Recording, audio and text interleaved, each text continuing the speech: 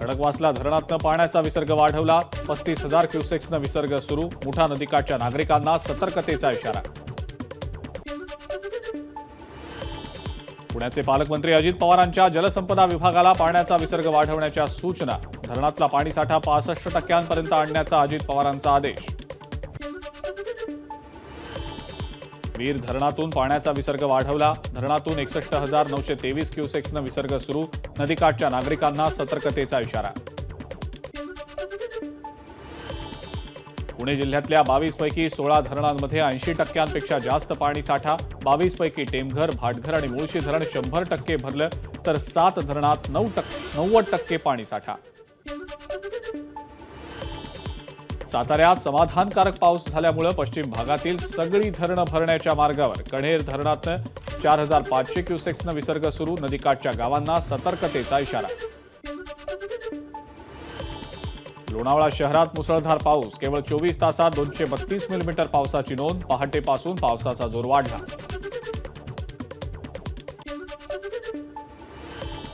नीरा नदीच्या खोऱ्यामध्ये दमदार पाऊस. नीरा नदीवरील 4ही धरणांमधनं नदीपात्रात विसर्ग सुरू. त्यामुळे पाटबंधारे विभागानं नदीकाठच्या लोकांना दिलाय सतर्कतेचा इशारा. साताऱ्यात कोयना धरण आणि महाबळेश्वर परिसरात पावसाची रिपरिप सुरूच. कोयना धरणामध्ये प्रति सेकंद 45 क्युसेक्सनं पाण्याची आवक. कोयना धरणात सध्या 86.50 टीएमसी पाणीसाठा. उजनी धरणामध्ये 86% पाणीसाठा. पावसाचा जोर असाच राहिला तर पुढच्या 2 ते 3 दिवसात धरणातला पाणीसाठा 100%वर जाणार. खबरदारी म्हणून पिंपरी चिंचवडमध्ये एनडीआरएफचं पथक तैनात. पावसाचा जोर कायम असल्यानं आणि पूरस्थिती उद्भवण्याची शक्यता असल्यानं जवानांनाही पाचारण. साताऱ्यातल्या प्रचलित वाई गणपती मंदिरामध्ये पाणी. धोम धरणाचा प्रवाह वाढल्यामुळे मंदिर परिसरात साचलं पाणी. पुण्यामध्ये पावसाचं थैमान. सिंहगड रस्त्यावर मोठ्या प्रमाणावर पाणी. पाण्यातनं गाडी नेताना वाहन चालकांची तारांबळ. पुण्यातल्या माळीण परिसरात तुफान पाऊस. माळीणमधील पसारवाडीतील डोंगराला भेग. ग्रामस्थांमध्ये भीतीचं वातावरण. नागरिक पुनर्वसनाच्या प्रतीक्षेत. उजनीतल्या जीवघेण्या जलवाहतुकीपासून कायमची मुक्तता होण्याच्या दृष्टीनं उजनी धरणावर साकारणार पूल आणि बोट दुर्घटनेच्या पार्श्वभूमीवर पुलाला मंजुरी. कुगाव ते शिरसोडी या उड्डाणपुलाची उभारणी होणार. विशाळगडमधल्या हिंसाचार प्रकरणी राष्ट्रीय अल्पसंख्याक आयोगाकडून राज्याच्या मुख्य सचिवांना नोटीस. 13 ऑगस्टपर्यंत अहवाल सादर करण्याचे आदेश. मटणाच्या दुकानांबाहेर पुणेकरांच्या रांगा. गटारी साजरी करण्यासाठी मटण प्रेमींची दुकानांबाहेर गर्दी. पुण्यातल्या पुरंदरमधील जवळार्जुन इथं विहिरीत पडलेल्या कोल्ह्याला सुरक्षितपणे बाहेर काढण्यात वनविभागाला यश. कोल्हा जखमी. त्याच्यावर सासवडमधल्या रुग्णालयात उपचार सुरू. पुण्यातल्या अनेक रस्त्यांची चाळण. रस्त्यावर मोठमोठे खड्डे असल्यानं नागरिकांना त्रास. अनेकदा तक्रार करून सुद्धा पालिकेचं सपशेल दुर्लक्ष. श्रावण महिन्यामध्ये त्र्यंबकेश्वराचं व्हीआयपी दर्शन बंद राहणार. पहाटे 5 ते रात्री 9 पर्यंत दर्शन घेता येणार. तर श्रावणी सोमवारी पहाटे 4 ते रात्री 9 पर्यंत दर्शन घेता येणार. नाशिकच्या चणकापूर धरण क्षेत्रात जोरदार पाऊस. चणकापूर आणि पुनद धरणातनं गिरणा नदीपात्रात 10,500 क्युसेक्सनं विसर्ग. नदीकाठच्या गावांना सतर्कतेचा इशारा. नाशिकच्या गोदाघाटावर पूरसदृश स्थिती. रामकुंडावरील लहान मोठी मंदिरं गेली पाण्याखाली. प्रशासनानं लोकांना दिलाय सतर्कतेचा इशारा. नाशिकच्या रामकुंड परिसरात 29 वर्षीय पर्यटक वाहून गेल्याची माहिती. शोधकार्य सुरू. तर वाहून गेलेल्या 3 वर्षीय मुलीला वाचवण्यात यश.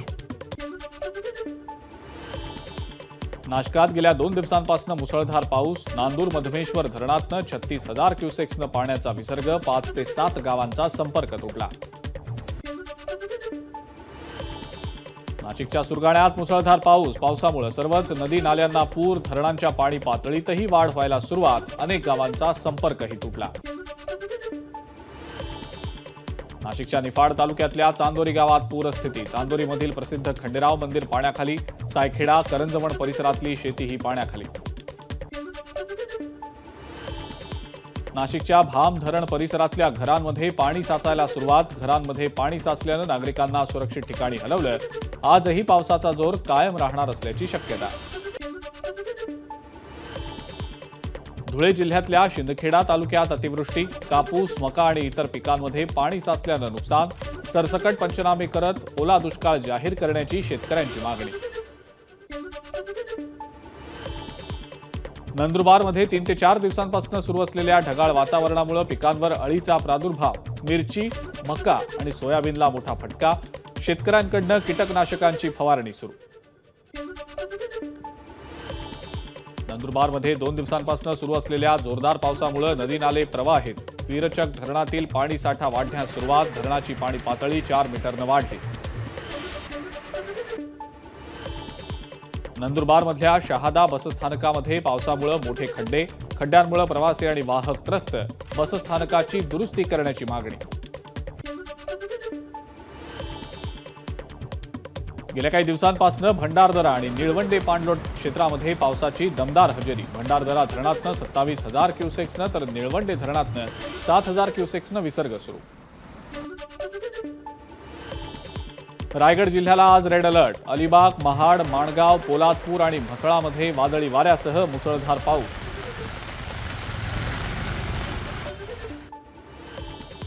सिंधुदुर्गातल्या इन्सुली गावात एका शेतकऱ्यानं आपल्या भात शेतीत सोडली बदकं। बदकं शेतातील किडे आणि तण नष्ट करतात। कोकणातला हा पहिलाच प्रयोग। गणेश चतुर्थीच्या निमित्तानं गणेश भक्तांसाठी 4 ते 6 सप्टेंबरपर्यंत स्वारगेट बसस्थानकावरनं कोकणात जाण्यासाठी एसटी बस। चिपळूण, दापोली, गुहागर, खेड, रत्नागिरी मार्गांवर बसेस उपलब्ध। राज्य सरकार लवकरच नवीन सांस्कृतिक धोरण आणणार। कलावंतांची पेन्शन 5,000 रुपये करणार। सांस्कृतिक मंत्री सुधीर मुनगंटीवार यांची माहिती। युनेस्कोच्या जागतिक वारसा यादीत राज्यातल्या 12 गडकिल्ल्यांचा समावेश होणार। सांस्कृतिक कार्यमंत्री सुधीर मुनगंटीवारांची माहिती। ओबीसी आरक्षणाला 100% धोका। कुणबी मराठा हे खरे ओबीसी नाहीत। प्रकाश आंबेडकरांचं वक्तव्य। 190 कुणबी मराठा आमदारांपैकी केवळ 11 आमदार ओबीसी असल्याचा दावा। मराठा कुणबी समाजाला मतदान करू नका। ओबीसींनी कुणबी सोडून इतर ओबीसी उमेदवाराला मतदान केलं पाहिजे। प्रकाश आंबेडकरांचं वाशिमच्या पोहरादेवीमध्ये खळबळजनक वक्तव्य। सचिन वाझेच्या कुबड्यांवर फडणवीसांचे आपल्यावर आरोप। सचिन वाझेच्या आरोपांवरनं माजी गृहमंत्री अनिल देशमुखांची देवेंद्र फडणवीसांवर टीका। देवेंद्र फडणवीसांना कुठलाही उपद्रव करण्याची गरज नाही, कारण ते प्रामाणिकपणे काम करतात।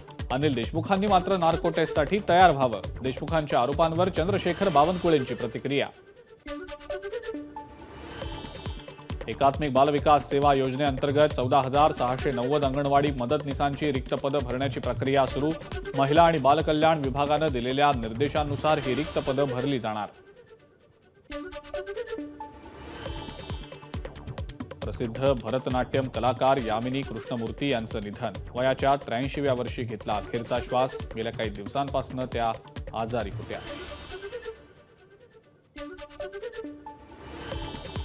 मुंबई विद्यापीठाची 2 वर्षांपासून रखडलेली पदवीधर सिनेट निवडणूक 22 सप्टेंबरला होणार। 10 जागांसाठी निवडणूक। 6 ऑगस्टपासून उमेदवारी अर्ज भरण्याच्या प्रक्रियेला सुरुवात।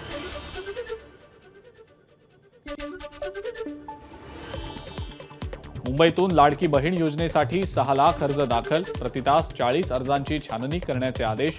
महानगरपालिकेची यंत्रणा युद्धपातळीवर कामाला। मुख्यमंत्र्यांवरील चरित्र ग्रंथाचं बुधवारी प्रकाशन। राज्यपाल CP राधाकृष्णन यांच्या हस्ते ठाण्यातल्या गडकरी रंगायतनमध्ये प्रकाशन पार पडणार। जुलै महिन्यामध्ये मुंबई महानगरपालिकेच्या हद्दीमध्ये 12,000 घरांची विक्री। यातून 1,055 कोटींचं मुद्रांक शुल्क जमा। मुंबईला पाणी पुरवठा करणारी शहापूरमधील 4ही धरणं ओव्हरफ्लो। धरणं ओव्हरफ्लो झाल्यामुळे मुंबईकरांची वर्षभराची पाण्याची चिंता मिटली। तानसा, मोडकसागर, भातसा, मध्य वैतरणा भरली। मुंबईला पाणीपुरवठा करणारा मध्य वैतरणा जलाशय पूर्ण क्षमतेनं ओसंडून वाहू लागला. धरणाचे 2 दरवाजे 10 सेंटीमीटरनं उघडले. 706 क्युसेक्सनं विसर्ग सुरू. मुंबईतील मुसळधार पावसाचा पोलीस भरतीला फटका. पावसामुळे उमेदवार ताटकळतच उभे.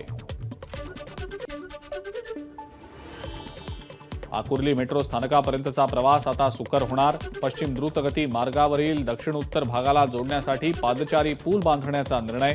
पूल वाहतुकीसाठी खुला झाल्यास मेट्रो प्रवाशांना मोठा दिलासा.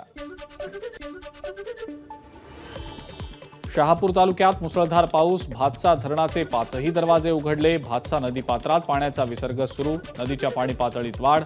सापगावजवळील भातसा नदीवरच्या पुलाला पाणी लागलं. मुंबईमध्ये गेल्या काही दिवसांपासून मोबाईल चोरीच्या घटनांमध्ये वाढ. ओशिवरा पोलिसांनी 3 चोरट्यांना केली अटक. तब्बल 59 मोबाईल केले जप्त. मुंबईतल्या खड्ड्यांच्या विरोधात राष्ट्रवादी शरदचंद्र पवार पक्षाकडनं मुलुंडमधल्या LBS मार्गावर आंदोलन. हातात फलक घेत कार्यकर्त्यांचा धडक मोर्चा. मुंबईमध्ये गटारी साजरी करण्यासाठी मटण शॉप बाहेर मांसाहार प्रेमींची गर्दी.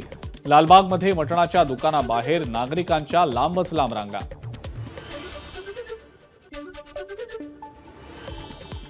विरारमध्ये गटारीच्या निमित्तानं मटणाच्या दुकानांवर लांबच लांब रांगा. पहाटे 6 वाजल्यापासून मटण घेण्यासाठी मोठी गर्दी. मी ओबीसीतूनच आरक्षण घेणार. मी प्रकाश आंबेडकरांना कधी उत्तर दिलं नाही आणि देणारही नाही. मनोज जरांगेंचं वक्तव्य.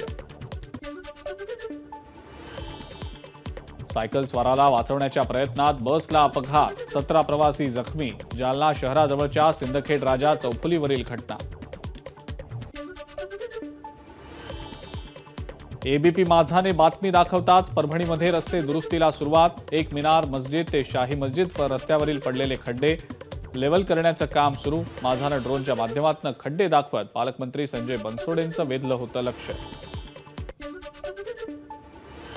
सदनिका विक्रीमध्ये फसवेगिरीच्या आरोपाखाली शिवसेना शिंदे गटाच्या संघटकाला अटक. नितीन धकाते यांच्यावर कोर्टाच्या आदेशाचं उल्लंघन केल्यानं कारवाई.